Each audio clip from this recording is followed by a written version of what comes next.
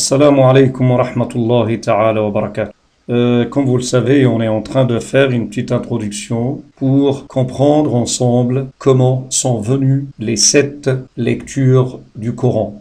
J'ai dit la dernière fois une remarque importante, que le Coran, quand il était révélé à Rasulullah sallallahu alayhi wa sallam sur le messager, il l'a reçu par plusieurs versions. C'est-à-dire que l'ange Gabriel, quand il répète ou il révise le Coran avec le messager, surtout le mois de Ramadan, il révise le Coran entier avec le messager, il lit le Coran avec plusieurs versions afin de faciliter ça au dialecte arabe à l'époque. C'est-à-dire, nous, par exemple, dans le Maghreb, on ne dit pas al-ard. Tout ce qui est hamza, c'est dur pour nous. Donc, on dit riyah fil-ard. On ne dit pas riyah fil-ard. On dit al-ard. Donc, c'est plus simple de lire avec la lecture de Warsh. Wal-arda, al-mu'minun. On ne dit pas al-mu'minun.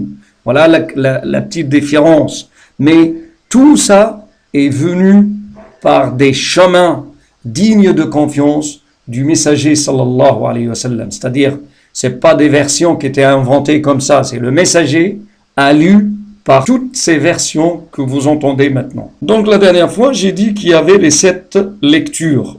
Voilà les grands savants qui se sont chargés à la lecture coranique. Bien sûr, la Médine a sorti plusieurs savants. Là, par exemple, si je cite un savant qui juste dans la même mosquée de prophète sallallahu alayhi wa sallam, c'est l'imam Malik qui est né en 93. Bien sûr, l'imam Nafi, il est un peu plus âgé que l'imam Malik, mais ils étaient les deux dans la même mosquée du messager sallallahu alayhi wa sallam. Et parfois même l'imam Malik, quand il s'agit des questions concernant directement le Coran, toujours, il oriente son interlocuteur à voir l'imam Nafi, il dit, il est plus spécialisé que moi. Bon, l'imam Nafi maintenant, à Médine, il a formé plusieurs savants, plusieurs imams. Parmi les imams qu'a formé l'imam Nafi, qui est né 70 et décédé 169, il a formé un grand savant qui s'appelle l'imam Warsh, l'imam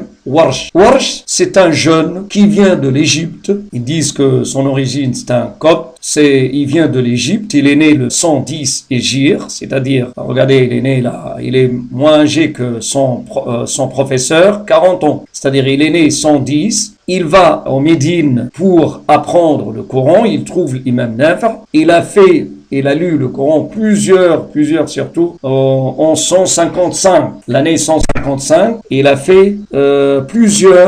lu plusieurs fois le Coran sur l'imam Nafi, c'est-à-dire de la langue à l'oreille. Il n'y a pas de livre, il n'y a pas d'écriture, il n'y a rien, c'est-à-dire de la langue à l'oreille. Et il devient son grand élève. Et c'est lui qui l'a donné ce surnom. Sinon, lui, c'est Abu Saïd, son nom. Warsh, c'est un surnom qui était donné par son professeur Nafi. Après, nous avons, avec Nafi, parmi les élèves de Nafi, nous avons l'imam Qaloun, la Libye, la Tunisie, la Médine même parfois. On a la lecture de Qaloun. Qaloun, il est originaire de Médine et il est resté à Médine. C'est lui qui a remplacé l'imam Nafi. En revanche, l'imam Warsh, il est retourné en Égypte pour qu'il soit le maître de la lecture coranique en Égypte. Je fais un saut là pour aller à Al-Koufa pour voir le grand savant Asim ibn Abi Najoud, on l'appelle.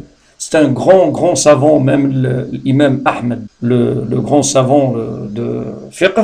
Il parle de lui, c'est-à-dire il conseille son fils pour qu'il lise sa lecture. C'est-à-dire, l'imam Asim, c'est un grand savant du Coran qui est décédé à peu près 128 à Al-Koufa. Il a formé 2 élèves. Le premier, il s'appelle Hafs. Et toute la lecture maintenant de la mosquée Al-Haram, la mosquée de la Mecque, ils lisent avec Hafs. C'est pour cela on dit biqira'ati Hafsin, avec la lecture de Hafs, an Asim, de Hafs, et après de Asim, et après des compagnons de messagers, et après du messager, et après de Jibril, et après d'Allah subhanahu wa ta'ala. Donc biqira'ati Hafsin, an Asim. On dit biqira'ati, de la lecture de Warsh, an Nafi', de Nafi', c'est-à-dire voilà le chemin.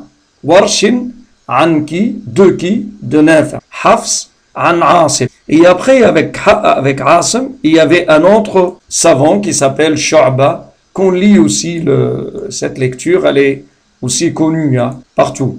Et après, tous les savants que vous voyez là, tous les lecteurs, ont des élèves brillants, on va dire comme ça, qui ont rapporté leur lecture. Donc on a compris maintenant, Nafi', il vient de Warsh, c'est un Égyptien qui est retourné après en Égypte, il vient de Nafi' et de la Médie.